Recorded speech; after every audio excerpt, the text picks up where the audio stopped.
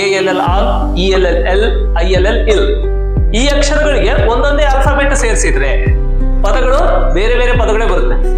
ನೋಡೋಣ, ಒಂದೊಂದು ಆಲ್ಫಾಬೆಟ್ ಸೇರ್ಸಲ್ವಾ? ಬಿಗೆ ALL ಸೇರಿಸಿದ್ರೆ ಏನಾಗುತ್ತೆ?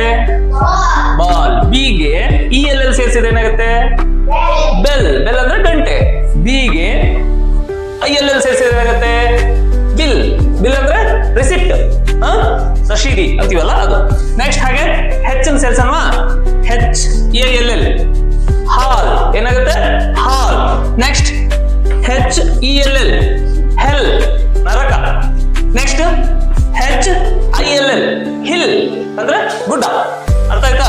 ಹಾಗೆ W ಸೇರ್ಸಲ್ವಾ? WALL wall. ಏನೋ ವಾಲ್, ಗೋಡೆ.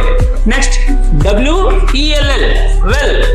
Next WILL will. ಅರ್ಥ ಆಯ್ತಾ? ಈಗ ನೀವೇನ್ ಮಾಡ್ರಿ, ಈ F ಅಕ್ಷರಕ್ಕೆ ಇವೆಲ್ಲವನ್ನ ಸೇರಿಸಿ